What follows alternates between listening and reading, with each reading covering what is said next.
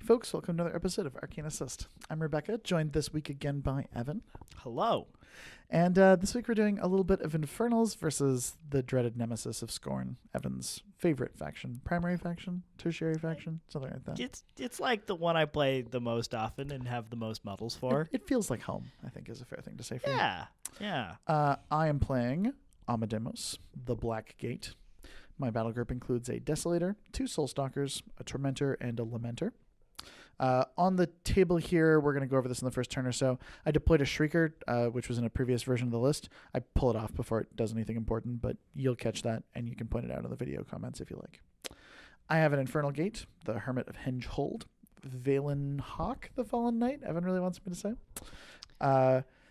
Eilish 1 in this case, 2 Umbral Guardians who are not on the table but can deploy umbrally, Saxon Auric, a band of cultists, 3 Dark Sentinels, and Master Preceptor Orin Midwinter. So what does this list do? Well, one of the things it does is it gives me an opportunity to play around with some of the Omodamos tools. He's a synergy caster, so the larger battle group is in deference to the fact that that's a fairly powerful spell in his hands. I should probably be playing more Tormentors. I wanted to try out Soulstalkers. I feel like 1318 is a more compelling stat line for them. His sort of signature spell is called Locked Horns, which gives models in his control area, faction models in his control area, unyielding. So that's an extra armor, which can really tilt the sort of the strength of the Tormentors, give the Soulstalkers a little bit more punch. He wants to be summoning a bunch of horrors and sending them into combat, maybe getting involved himself. He's personally Mat 8 with 2 POW 15 initials. So it's pretty cool. I might be a little support heavy on this list, and we'll have the opportunity to test that out and figure it out.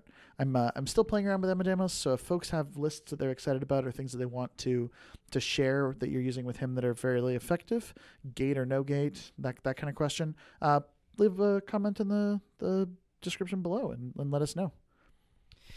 Alrighty. Well, I'm playing good old Macaroni Makeda3. She's got her Exalted Court. She's got Marketh, an Agonizer, and a Kreia as her requisition points. Her battle group consists of Moloch Karn, a Blackhide Wrestler, and 2 Bone Swarms. We've got 2 Void Archons, which is exciting. We've got Zadesh with a Titan Gladiator. Tyrant Zadesh with a Titan Gladiator. There we go. Figured it out. We've got a Gobber Chef because we had 1 point left over. We've got a Boilmaster and Spirit Cauldron, more commonly known as the Crockpot, as well as 2 minimum units of Beast Handlers. We wanted to try out a list that didn't have a turtle in it for Makeda, because those guns are really good with Makeda, but with new Disciples of Agony and access to so many cool minions tools, I kind of wanted to use those points towards something a little bit different. The access to Bone Swarms gives her some great tools with Swarm and Bulwark, putting them up to a consistent 17 defense, with Corpses bringing them to arm 18, and things like Agonizers and Kreias putting them up at arm 20 for melee attacks. So 17-18 is a pretty good stat line, or so I'm told. Yeah, that's the gist of it. They also hit like trucks with things like Insight and Enrage. Having 3 corpses, we're at 19 so far. Rage puts them at 22. And then with the fun addition of Void Archons, 24 is the number they're hitting at, if I did all that math right. It's a lot of numbers. That's so just to review, a Bone Swarm with all of the buffs is 1720 against both ranged and melee that hits at a POW 24. That's a lot. 7-point light. Woo! I mean, there's some support for that 7-point light being taken. It's true. Including an 8-point Archon who has to be engaging your target, but like, it's pretty decent. Those models also almost all do other things on their own. Like Boilmaster and Spirit Cauldron also has Puppet Master. Beast Handlers are Beast Handlers. I was taking those anyway I'm playing Scorn. Blackhide Wrestler is a heavy. And then the Agonizer and Kreia are requisition points. So all of those things are, like, it's not support too, that does work. They're not too bad for taking support. Anyways, trying a list without a turtle for Makeda, I think it's going to do some work. I'm hoping that it pays off to not take those turtles. We're definitely lacking in the range department because we're not taking those turtles, but I think we're a little bit more bricky because of it. And with that, I think we're good to head on into the game. So we rolled off. I won the die roll, even despite the lack of intelligence in my list. Pun intended there, probably, but I'm specifically referring to Runewood's intelligence ability, which That you can is play in Infernals. Self-burn. Nice. 6 self-burn. She's full of them. And I opted to take this side and play second. I wanted the gate to be in position to contest the flag. I wanted to be able to have my pieces a little bit further back and react to where Evan was unpacking his list. Our scenario is anarchy. We've got a couple of terrain pieces here. On the top left, there's a burning earth template, which functions as a cloud, sort of a collapsed train track that's lit on fire. One of my favorite terrain pieces that Ian's made for us. Moving across, we've got a little obstruction blocking that zone a little bit. There's a pile of rubble. We've got our objectives and flags. There's a forest centrally. Evan's got a little obstruction, kind of changing the way he unpacks his deployment a little bit. And then we've got a trench network and a forest. Pretty good table, fairly uniform, but enough differences to create some theaters of combat, as it were. So deploying, I've basically got two little modules on either side of that obstruction. I've got Zadesh's Gladiator with Mullet Karn and Kreia on the top side, as well as a unit of Beast Handlers, and on the bottom side, I've got most of my battle group with the Wrastler, 2 Bone Swarms, and the Pot, as well as another unit of Beast Handlers, and a Void Archon on either flank. Yeah, the Infernals have a lot of flexibility with access to that tactician, so my deployment doesn't have to be quite as careful as Evan's. My pieces can all move through each other, so it's just a question of how far up do I want a specific piece to be so that cultists can still get access to fueling it back up on Essence. I'm very much still at the figuring out stage of Infernals here. I played more Zadaroth games than most other people, but I'm figuring out, how far spread out cultists can afford to be. I've been playing with 1 unit of cultists in the interest of taking lower support. I'm probably going to move up to 2 with my next few games, but it's a learning process, and I'm enjoying it. So I'm basically playing them behind, similar to how you might play Choir or Beast Handlers, in the interest of keeping them in range of their targets and all those things. I plan to probably summon on the first turn, making use of the gate, so I'll have a piece that I need to fuel up even on turn 1. Saxon Auric is here. He's one of my favorite people to die in the first turn. If you don't need to give Pathfinder out to a unit and his gun's not going to be particularly effective, which it will not against Evan's list, he's something I can totally afford to kill. And for 4 points, he's... I don't want to say completely disposable, but he's going to get completely disposed of. Alrighty. Poor Orin. I don't know. He's probably... Orin's important. Sorry, Saxon Auric. That's his last name. Whatever. Either way, he's a bad person and deserves to die and get turned into a demon. Jeez, that's harsh. Yep. So the pot generates 3 corpses, hands them to a bone swarm, and then we start running on up the table. Makeda throws up Bulwark and basically dumps her entire stack because she gives Rush to a model, puts up Bulwark, gives herself Repo 5 from Fate Walker, and then just repos very far up the table next to these 2 Bone Swarms. I forget to move the rest of the unit. I will get to that later on in the turn. She probably doesn't put Rush on a model. She rushes Karn. She can't actually do that. You're just savage. The Gladiator is not in her battle group. So small mistake there. My bad. Whoops. I think I have enough fury to do all of these things anyway with Zadesh's battle group, so it's probably not a huge deal. Yeah, so Evan's first turn, he's already made 2 mistakes. I'm going to claim the moral victory right now. We're backing up and proverbially fixing it in post. The 2 attendants from Makeda run. We make it so that they're running to spots where they could conceivably have actually done so. Walking. Walking, because she walked and cast Fate Walker. So moving up the Agonizer, just running. Void Archon running. At the classic first turn for a War Machine and Hordes game. Run models. Get into position. Do things. Gate is clearly in range for Mullet Karn. Means Mullet Karn's in range for the gate too, so everything is fine. Beast Handlers are going to run. We're going to leave one behind just so that we prod our Kreia. so that he can get a free charge when he does Force Aura. So it's going to do that. It's going to Force Aura, get Rush from Zadesh. Zadesh is going to ditch 2, I think. Or No, he rush cast Rush on the Gladiator. There we go. Yeah, Gladiator. Woo! Kreia will cast Force Aura, clearing Rush, and then charge. Man, I have made some mistakes this game. All of these mistakes are pretty like correctable. Like none of them are hugely game altering or hinge on the game. It means your Kreia ends up being a little bit further, not quite as far up the table. Mullet Karn should probably be a couple of inches back. None of this really changes things spectacularly dramatically, but it does look pretty embarrassing. And if anyone feels like Evan should really be embarrassed by this, I think you should leave a comment below telling him so. Yay! Perhaps what would be an appropriate punishment? I don't know. It's fine. I don't think any of these things are punishable. It's fine. Like just immediately concede. Game is good. Game is fun. It's fine. I think we were talking a little bit about I had a bit of a head cold coming into this game, and normally I'm a bit more attentive to this sort of details. So we're both a little bit off this particular morning. So Saxon Auric walks up, takes a shot at Mullet Karn, misses because Mullet Karn's some arbitrarily high defensive number, like 17. That's okay. Saxon's going to die in a minute. Or be sent to a better place. Can we say that? Turned into a demon monster? I mean, a lovely demon monster. It's called a tormentor. I mean, just because of, I don't know, how nice its life is. I'm probably not helping here. So Omodamos turns Saxon into a tormentor because he's not a nice person.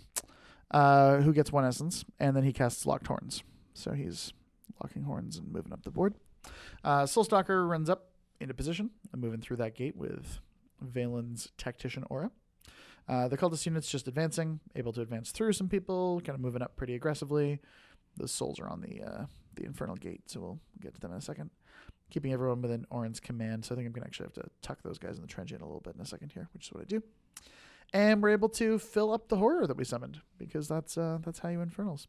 It can't make an attack this turn, but it only comes in with 1 horror, but I fill it up with those 3 cultists.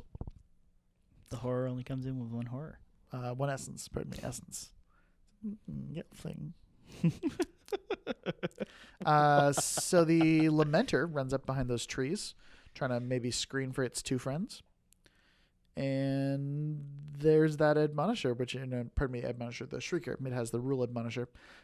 In a second, we're going to just remove him when I catch the fact that he's not supposed to be on the table at all. Valen's pretty central, making sure that Tactician bubbles in all the places it's supposed to be. The Hermit is just right up in the front of the middle of the board in that bright green cloak of his. And the gate shoots Mullet Karn, boosts to hit, uses Puppet Master to reroll the rather unimpressive damage roll.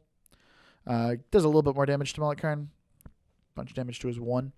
And we'll boost Blast on the Kreia, just see if we can chip it for a couple of points. I think you think about boosting on the Kreia and then don't. No, I sure did. I get down to 0 souls. Oh, no, I don't boost damage. I instead use the soul to pull back to black gate the Tormentor back a couple of inches. That was the decision. Yeah. Because if the gate has 0 souls, it generates D3 souls at the beginning of the turn. So I don't think it's going to be very easy for me to get a bunch of souls on it, just because Evan has the 2 Void Archons in this list.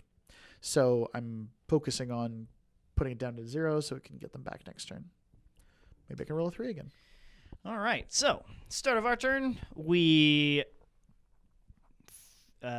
keep Bulwark up. We have to make a threshold check with the Agonizer because we did math wrong.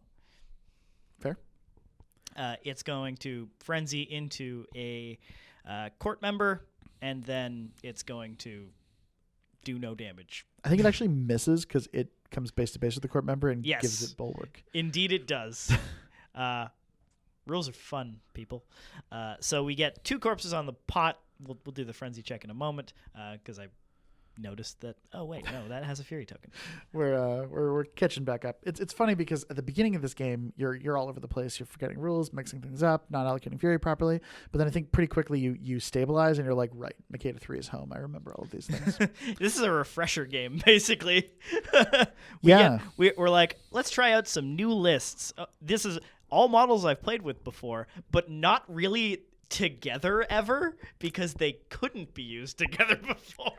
It's actually funny. You can like the games that are farthest away from our sort of game nights are the ones where we're often like way off in the wilderness of let's try this weird, wonderful thing. Whereas the games that we immediately record after like playing our game night, we're like, I played this list 3 times tonight, and I'm quite confident in how it works. So you get to see all phases of the list making, the experimental, like, oh, I wonder what this will do, and making mistakes and trying to catch them and point them out to folks, and then also the like more proficient stage of War Machine. So. You may not be able to see it quite so well, but there is a Soul Stalker behind that tree, as well as a Lamenter behind that tree. Stalking. It is. It is trying to. However, a Mullet Karn can still see it. Not ideal. So, our good friend Karn is going to kill it this turn. That's the plan, anyway. What do we need to do to make that happen? What do we need to do to make that happen? So, it's getting -2 defense from the Lamenter's Soul Leeches rule. So that would mean that in order to hit, I need 8s, which isn't ideal. I don't have Primal in this list, but I do have Insight on Makeda, and Insight Bubble is pretty big at range 10.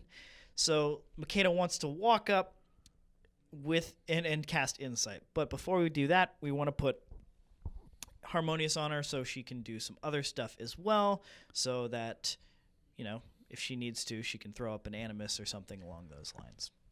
Or just be able to camp or just camp too, because she's at 5. So we want to give her options, so we're going to do Harmonious Exaltation. And we proxy out, okay, if we go up there, we can get Insight on the Soul Stalker, the Lamenter, and also this other Soul Stalker in case we want to throw a Bone Swarm at it. Spoiler alert, we want to throw a Bone Swarm at it. Because we, luckily enough, got one full-on Corpses on the first turn, so definitely going to make use of that. So this Bone Swarm walks up, puts up Swarm, and is in a position to provide Bulwark to Makeda, and Makeda can provide Bulwark to it once she walks up to cast Insight. Value Town Bulwark. Indeed. Now, looking at everything on the table, we want to be able to cast Rage on Mullet Karn, but we don't want to do it with Makeda because we don't want to go down to 0. So how do we do that? Okay, Zadesh is going to walk up. He's going to throw Rush at the Wrestler as well as the Bone Swarm that hasn't activated yet that will be going into the Soul Stalker. So we throw those things up. All right. Now we want to get Beast Handlers up to the Bone Swarm so that it can get Enrage, so that when it goes into the Soul Stalker, it's going to get some bonuses. And also because the Bone Swarm has to move before the Wrestler if the Wrestler wants to get in range to put Rage on Mullet Karn. Oh my god, this seems like such a headache. This is why this turn takes so long. It's like, how do I make all of these things happen? We realize after talking about it for a little bit, hold on, if I kill a Beast Handler, the pot gets the corpse and Marketh gets the soul. That's pretty sweet. All right. So I have a nice little soul on Marketh to either boost or upkeep a spell for me next turn.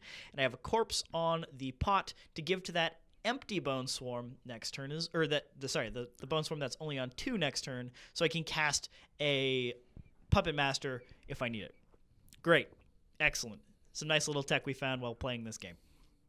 I don't want to get countercharged by this Tormentor, so I run the Void Archon in to just prevent it from doing that.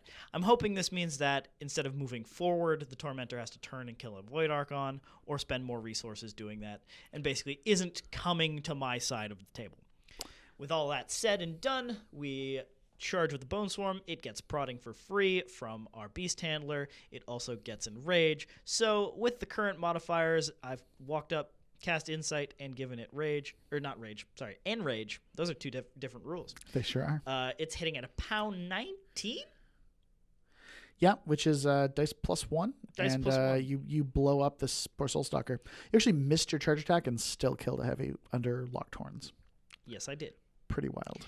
I mean, like, a Soul Stalker is a heavy, or is a light pretending to be a heavy. It costs 13 points. It's only got 22 boxes. Fair. So Rush Wrestler walks up, rages Malakarn. Done. Good stuff. Pain Givers go. Heal Malakarn a little bit. Enrage Malakarn. Malakarn is now incited, raged, and enraged, and ready to go into the Soul Stalker at a whopping POW 21 Weapon Master. Dice +3. Dice +3.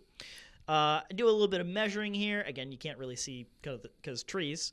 But after this first hit into the Soul Stalker that does more than half of its health, we sidestep an inch into the forest to be within 2 inches of the Lamenter. Because I'm like, hey, wait a second. I can probably kill both of these this turn, right? So there's a proxy base there you can't see because, again, trees. But we roll dice against the Lamenter, which is also in insight range. Yay. So dice +5 if I hit it. Also, it's only def 13, so, again, needing 6s to hit. We leave it on 2 boxes with the first attack. Then we buy an attack and kill it. Then we buy an attack into the Soul Stalker, kill it as well, and then we have a lovely 2 Fury left to Fate Walker back. So that's bad for me. That's a lot. Obviously, that's 2 heavies down and a support light, and I don't have a great reprisal plan here. So that's an issue. Malakarn's pretty effective, and Bulwark's a good defensive rule. Yep, so speaking of Bulwark, Kreia moves up, casts Force Aura to provide, and gets base to base to provide Bulwark. Gobershev runs to contest the flag. Void Archon hides behind this building for next turn. Stays out of gun range of the gate. Gladiator scoots up a little bit. He just wants to be in a better position to provide some rush. Riles for 4 because the dash is empty. And that's my turn. So we've killed 2 heavies and a light. That's a lot. The gate rolls 3 for souls again, so it's on. I look at the table for a minute and I think, like, can I just kill Makeda, because that would be really useful. She is outside of threat range of the Tormentor. Even if I could kill the Bone Swarm that's in the way and find a way to deal with the Wrestler or find a way to get to her, she's simply out of range. I threat 10 normally with Omodamos' feet. It goes to 12. She's at about 13 inches away from this Tormentor. So I cannot kill her this turn. The only things I could do is put a couple of sprays into her, and she's got sufficient transfers that literally cannot kill her. So I just have to kill as much as I can and live through the next round. That's not nothing, but I'm a synergy caster, so I'm gonna try to go in and do some work here. So Omodamos is gonna go first. He's probably gonna feat this turn. Not because I think it's necessarily the absolute best use of the feat, but because I think it's a good opportunity to get locked horns out and cast synergy, cast them at the same time, and do some work on this turn. So to set up for that, I move the Hermit up. He walks his 5 inches, casts Ruin, and then he gets to Repo 3. With his reposition move, he gets pretty deep in there. Tags Malakarn, tags the Bone Swarm, tags the Wrestler, tags the other Bone Swarm, tags the Kreia. So we're giving a lot of -2 armors. Most of my army is in Ruin range. And then Omodamos is going to charge up and be outside of the Ruin aura, which is important. So he casts Synergy for 2, feats, casts Locked Horns for free, charges, and makes an attack roll against the Bone Swarm. Step 1. Charge attack hits because he's mat 8. That's defense 13. This is dice -3, I think, because I'm only POW 15 and don't have any stacks of synergy yet. 8 points in. Second attack also hits. -3 does a couple more points. I buy an attack, which hits, and I do 3 more. At this point, I decide to stay on 3 Fury and not do any summoning this round. Despite having lost 2 heavies last round and feeling pretty far behind, I know Omodamos is pretty far up the board, and I want to keep those 3 as transfers. He's got 19 boxes, and he's a 14-17, so a 14-18 with unyielding on top of that. So he's pretty tough. This is the moment, by the way, that I figure out that the Shrieker is not in the list. Oh no, not quite. Desolator goes first. The Desolator goes first. It advances so that it's got melee range to both of these guys. It makes an attack on the Bone Swarm. It hits Leaves the Bone it on Swarm. 1 box. Oh, sorry. no, sorry. We calculate Master of Ruin in there, Yeah, which brings it to 1 box, and now we kill it. and then we kill it with The Desolator's initial Desolator. attack. So the Desolator's second initial gets to go in on the Void Archon. So it boosts to hit the Void Archon, hits, boosts damage. Or pardon me, yeah, boosts damage, does a bunch of damage to it, and then buys an attack, hits it, and kills it. Yep. So then I'm like, and I'll just charge this Wrestler, and then realize immediately that I'm simply out of range. He's more than 12 inches away, which I think is something that Evan did actually look for last round, and I didn't think about it. So I'm kind of down a Heavy's activation this round. The Stormmentor's not really going to do anything very exciting. So I debate screening for Omodamos. I debate a couple of things. But I think my only route to victory here is actually Evan coming in on Omodamos and not quite finishing him. So I decide to leave that target available, because if I move the Desolator up, Evan simply kills my Tormentor, kills my Desolator, and I just don't have enough pieces to close out the game. So I hold him back. Pull the Shrieker from the table. Pull the Shrieker from the table, realizing it doesn't exist. Oops. Got Cultists left to activate. And I have a Tormentor and 2 stacks of synergy at this stage. So the gate's going to go, and it's going to port the Tormentor. It's going to take some shots at these Beast Handlers. Beast Handlers. It shoots the one that's outside of Force Aura range. It opts to boost to hit that shot. Hits with the boosted shot. Boosts blast damage on the other guy. Needing, I think, a 7 to kill him here because he's in Force Aura range. And that kills him. The gate would get souls, but these are both in the range of the Void Archon to prevent that from happening. So the Void Archon instead collects the 2 souls.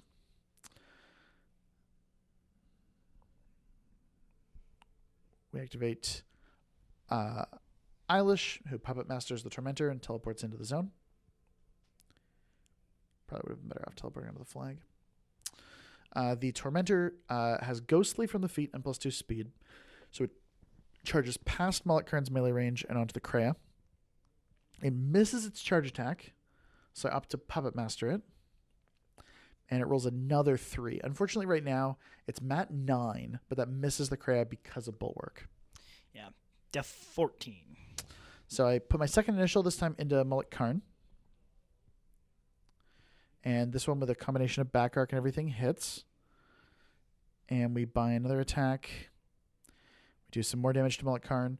The combination of Ruin plus the 2 stacks of synergy makes this effective power strength 21. So these attacks are actually dice +3 against Mullet-Karn. Hits very hard. Yep. This is a list that can actually hit quite hard. So Mullet-Karn is toast now. I've got 2 essence left. I spend 1 to attack the Kreia. This attack hits. Kreia is basically fresh, but this is plus quite a bit. So I do a truckload of damage to the Kreia. And I debate for a moment spending the last essence to probably kill the Kreia, but that costs me a Tormentor because it won't be able to tithe. So I opt instead to leave it on 1 essence. Fair, I guess. If I'd activated things a little bit differently or had a different order of things, like activating that bottom Tormentor first would have maybe been a really smart play, not realizing that it wasn't in range for the Wrestler, because it could have gotten a stack of synergy. That would have put it at 3, and I might have taken out that Kreia, but live and learn. Got cultists left to go, and our Man the Knight, which is different from taking back the night. You're measuring cultists to see if you can throw essence back onto this beast. Yeah, I'm still at the point where I'm deciding if I want to buy that last attack with this beast right now, because I'm like, okay, if this guy here charged the Gobber and got 9 inches and then was within 3 to battle a wizard to put that essence on, can I get him into tithe range? I can't. There's no version where this geometry works out, so I bail on that particular line of play, and I don't make the last attack with the Tormentor. It probably means I set up for this particular line a little bit badly, or I did something kind of not quite right with the way that they were coming into play. It's weird with horrors because you want to spend that last fury really badly, but when you do, your piece dies. Like you lose a 12-point heavy for making one attack, which is obviously a pretty harsh consequence. So my cultists all move up. And a couple of them, the Dark Sentinels specifically, in fact, make attacks against the Gobber. They manage to finish him off, making that flag no longer contested. And I run the Knight over there to score a point on that flag, which is at least something. And this Tormentor just backs up a little bit. Hindsight being 20/20, I probably should have backed up a little bit more with him, but we'll get to that in a moment. All right, so we take in our Fury, leave the Kreia on 1. Unfortunately, it frenzies and does nothing to the Tormentor. This is pretty big, as it turns out, with the way my positioning is going to have to work now for the rest of the turn. Because, as you'll see, I'm looking at the table, and I'm looking at the pieces I have and the way I would have to position in order to start getting a scenario lead. And it just doesn't look like it's going to happen, because if I run Beast Handlers to go into the zone, then I'm not buffing anything and can't kill anything this turn. And if I do that in the bottom zone as well, I feel like I'm leaving myself pretty open just by going after the horrors that are available to me. And I'm looking at Omodamos, and he's very far forward, and I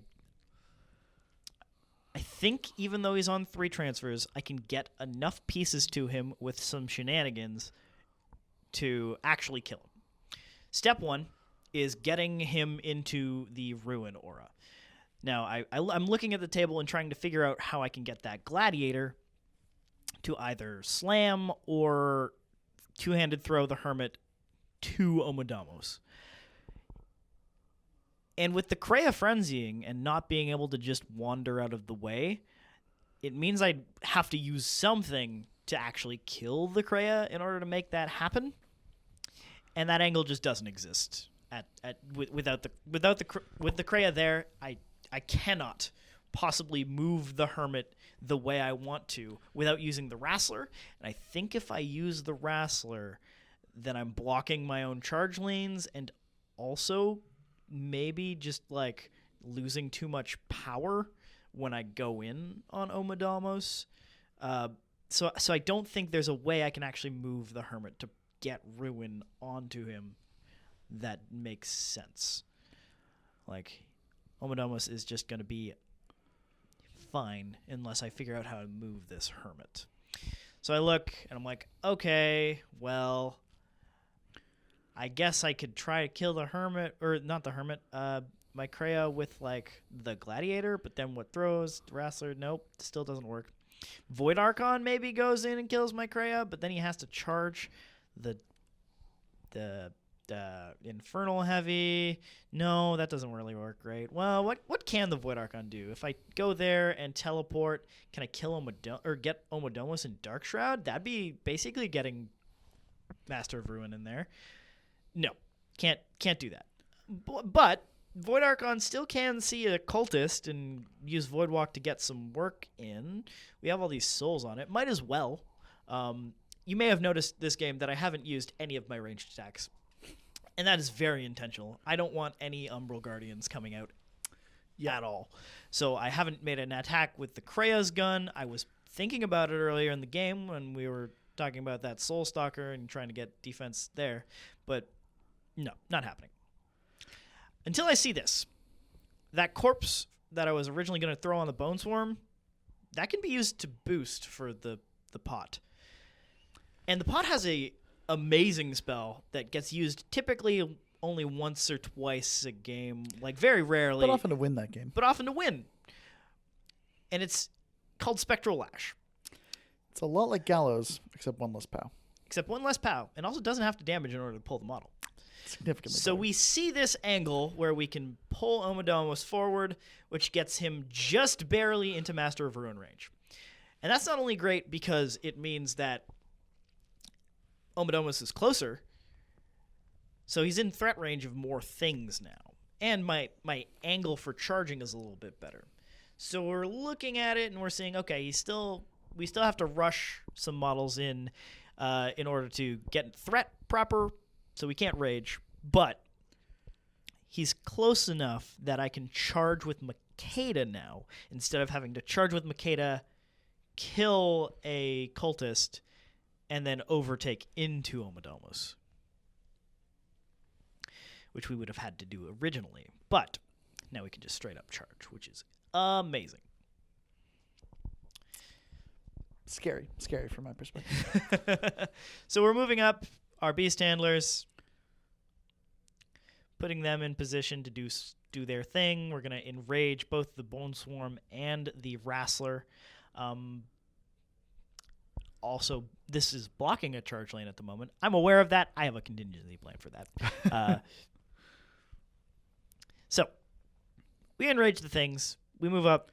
We enrage the Gladiator. I'm thinking might as well deal with this Tormentor while we can. You know, if I kill it now, it's not a transfer target. And if I fail to kill Omodamos, then Becca's going to have to transfer to targets that are actually valuable to her, as opposed to this one, which is going to die regardless. Speaking of dying, it is currently dice -3 on damage. So you're doing quite a bit of damage to it, but it's taking a fair bit of work to actually hit and kill. Yeah, I mean, this Gladiator is going to be maxed out, but Gladiators have 3 initials and 4 fury. So they hit good. You actually leave it alive on 2 boxes, so the Void Archon comes in to finish it. Which is probably ideal for a Void Archon because they want to kill something anyway. It's true. Void Archon hits in the back, no problems. Charge attack is going to kill. And here's the cheeky little move we do. We teleport 8 inches into melee range of Orin. And we're going to hit him. So you may have thought earlier, Makeda would have to cast Deathbringers to go kill that cultist if she wanted to overtake in. Well, no, Entropic Force from this guy prevents that from needing to happen, so I can save my fury and even blood boon something onto Omodamos if I need to. It also prevents Orin from being able to self-sack onto his friends. Yeah, that's rough. So the Void Archon gets a couple more souls, or 1 more soul, should I say? Mm-hmm. And that's basically deals with the self-sacrifice that the cultists have, which is great tech for them, but obviously not particularly great tech when we're dealing with Entropic Force. So we charge in with the Wrestler. Yep, Wrestler gets in. Confusing countercharge angles ensue. Yeah, so at this point, I've got a Tormentor back here who can maybe countercharge. We have to check what's in Tactician range. We have to check what can get where it needs to go. The reason this Tormentor should have been a little bit tighter in is because that kind of that farthest down cultist is actually outside of Valen's Tactician bubble. And you can move through models if they're in the Tactician bubble, but not if they're not. Now I can clearly see the Wrestler, and I can move through Omodamos or the top cultist, but I think the place I'd have to finish has me too far forward for the line that my facing would be at the charge vector that it's on. And you can't charge a model if you don't keep it in its in your line of sight the whole time. So I look for what those vectors are. That's one that keeps it in line of sight, but clearly clips the cultist. That's the line that I'd have to go to avoid the cultist. It's way too far off. So I can countercharge, but I won't get 3 inches, and I won't block a landing spot for a Bone Swarm, which is nice. So Evan will still get his charge. I've got a not completely impossible chance here that I roll well, and I get the 1 column and do the 4 or 5 boxes of damage that are in his mind. That would be really nice.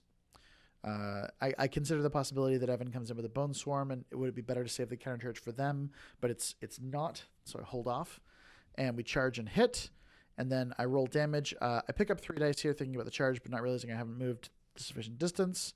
So we talk for a moment about needing to roll the 1, but we're going to reroll whatever this comes up as. We reroll the whole thing because I realize I've rolled too many dice.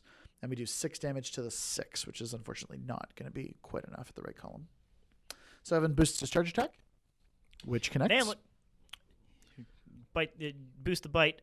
We are at pound 19 at the current moment because of Enrage, which is dice +1 thanks to Master of Ruin. Yep, functionally counteracting the Locked Horns ability. So I transfer the charge attack, which is a big chunk of damage. Indeed. So that's 1 transfer down. We boost our second initial, do a little bit of damage, try to roll the Heart 8 for the third initial, miss, boost a bite that we've bought, and cause another transfer to go away. So that's the Wrestler taking off 2 transfers, which is exactly what I'm hoping for, basically. The Wrestler's not going to do it himself, but he's certainly going to make the rest of this easier. He got close. He's definitely pulling his weight. Yeah. Bone Swarm is not going to have a charge angle due to this cultist, or this, not cultist, Pain Giver existing, and also because of the Hermit existing. So the Bone Swarm's just going to clear the way for Makeda. Makeda is very much in range for the charge now, just threads the needle between the Bone Swarm and the Hermit. Yep. Is going to feat for the free insight. Big deal. Gives extra attacks. Mm-hmm. Infernals cannot use the ability of the Hermit to negate an attack, so I'm not able to do that here. Which might be what some of you are thinking. Oh, well, can't you just negate one with that Hermit? Nope, not in this faction. Non-infernal model. Mm-hmm. So run up the bodyguards just to provide some bulwark, and we start going ham with Makeda. So she hits her charge attack, rolls really well. That gets transferred. And that's the third transfer gone. So we're mat 10. We need to roll 4s to hit, and we're dice -1 for this boxcars. Double ones miss, but a boxcars does a truckload of damage. Perfectly average. And you kill. Yeah. So after that, Makeda being mat 10 helps. I did miss with the dub 1s there, but then I rolled dub 6s for the next attack's damage. So pretty solid. Yeah. You had a couple of 4s to hit there that hit really nicely, so that was solid stuff. Mm-hmm. And that's the game. Omodamos goes down. Indeed. So, as always, we hope you enjoyed watching it. If you have anything you'd like to tell us, please let us know in the comments or on our Patreon page if you're a patron. We do take requests from our patrons quite frequently, so if you'd like to give us a request, please do check us out on Patreon. And as always, we'll see you next week.